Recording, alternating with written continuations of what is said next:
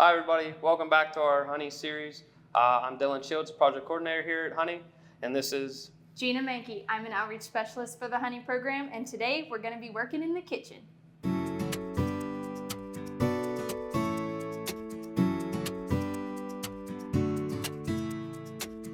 Hi Gina, so what are we making today? Today we are going to be making a pumpkin pie overnight oat, and later on we're going to be making a chicken Alfredo zucchini bake. Sounds really good, I'm excited. Today we're going to kind of emphasize and practice meal prepping, just because we know it's a really busy season, it's fall, we have lots of sports, so these are just easy grabs for the morning time and then meal prepping for lunch or dinner when you don't really have a lot of time. First, we're going to put half a cup of old-fashioned oats into our jar. So for this one, we're going to use old-fashioned oats. You can also use steel-cut oats. If you do choose to use steel-cut oats, you're going to want to add 1/3 cup instead of a half a cup. So now we're going to add half a cup of any milk you want. Could be dairy, non-dairy. Today we're just going to use unsweetened original almond milk because it has less sugar. All right, up next we're going to be adding our full-fat plain Greek yogurt. So we're gonna do 1/4 cup of that in each one. Next up, we're gonna add 1 tablespoon of chia seeds. So why chia seeds, Gina?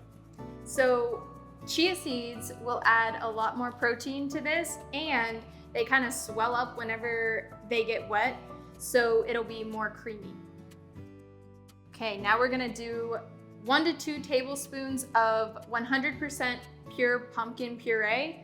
So 1 to 2 depending on how pumpkin-y you like things. So we like pumpkin, so we're gonna add 2.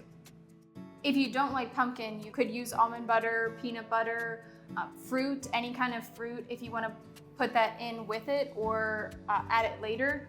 Once you have the base, you can add or subtract whatever you want. Then we're gonna add 1 tablespoon of pure maple syrup, just to make it a little sweeter. Up next, we're gonna add half a teaspoon of pumpkin pie spice and half a teaspoon of ground cinnamon.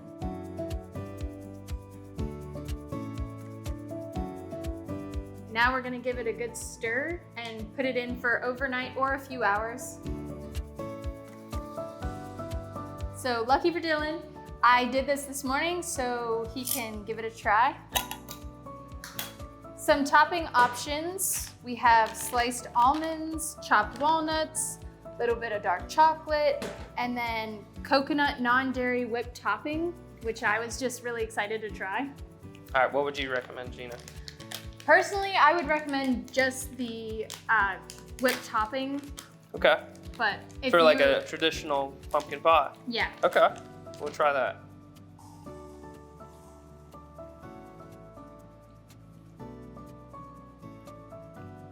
Wow, that tastes almost exactly like a pumpkin pie.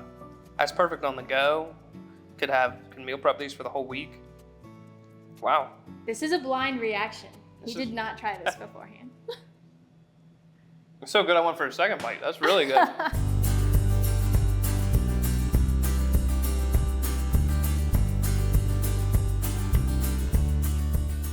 Up next, we're gonna be meal prepping some chicken Alfredo stuffed zucchini.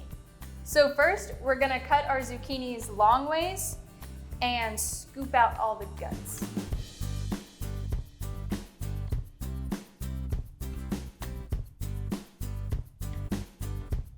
So Gina, why are we using zucchinis for this specifically? We're using zucchinis now to keep with that fall spirit, right? Because you might have a lot of people giving you zucchinis. You might see them around a lot in the store right now because they're in season. I know a lot of people who might have gardens too that have spare zucchinis left over from the summer as well. Yeah, exactly. So next we're gonna coat all of our zucchini boats with some olive oil and whatever seasonings you like. We're just gonna use salt and pepper for now. And then while they're in the oven, we're gonna start on our filling. So we use the olive oil, well, one, to help it not stick to the pan, right? And then I think it tastes really good and it's a good alternative to butter.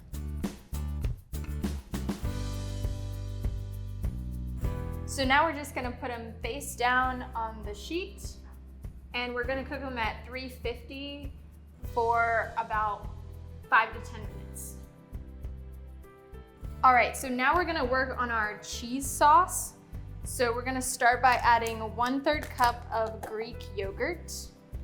Greek yogurt is gonna give you a lot of protein when compared against something like cream cheese or something like that. You're gonna get a lot more bang for your buck. So we're gonna double the recipe just because we have a lot more zucchini than I anticipated. Up next, we're gonna add a 1/3 cup for the original recipe, but we're gonna be adding 2/3 cup of cottage cheese. I personally love cottage cheese. I know a lot of other people don't prefer it, but cottage cheese can be used as a base for multiple things, can't it? Yeah, so cottage cheese is a really good go-to, especially if you blend it up. It's not a lot of people's favorite because of the consistency or the taste, but whenever you put it in something like this and you're blending it up, you don't even know it's cottage cheese. Now we're gonna be adding 1/4 cup of milk. Again, this can be dairy or non-dairy, whatever you choose. All right, and now we're gonna be adding 1 cup of Parmesan cheese, 2 cups if you're doubling it. And now we're gonna be adding our seasonings. I've made some suggestions on the seasonings like onion powder, garlic powder, Italian seasoning, and then a little bit more salt and pepper. But you can go with whatever your heart desires. And when measuring, I always say measure with your heart whenever it comes to seasonings, because I like my stuff really seasoning heavy, but other people don't, so that's up to you. Okay, so now that we've added all of our cheese base into our blender, we're gonna blend it up. All right, that looks good. We're going to set this to the side for now and then cook our chicken. Just as an easier option, I got the Tyson grilled and ready chicken. Again, trying to go with that quick and easy meal prep. I know it's a busy season right now. So now we're gonna add just a little container of spinach just to up the veggie intake to this meal. We're gonna add that right into the cheese sauce. So now that our chicken Alfredo piece is done, we're gonna transfer it into our zucchini boats. So we're doing the chicken Alfredo zucchini boats. What are some alternatives? So actually the first zucchini boat I did was a taco zucchini boat. So I did like taco seasoning with ground beef and feta, and it was really, really good. I guess you could also do like a roasted veggie boat. So now that we've filled all our boats, we're gonna go ahead and go back through with some Parmesan cheese on top, because who doesn't love that? So now we're gonna stick these back in the oven for, again, 5 to 10 minutes or until all the cheese is melted on top.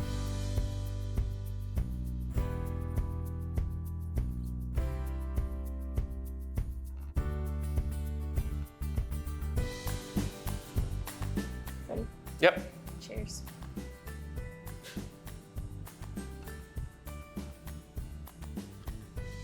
That was very good. That was very good. I'm a fan. Didn't take long. How long?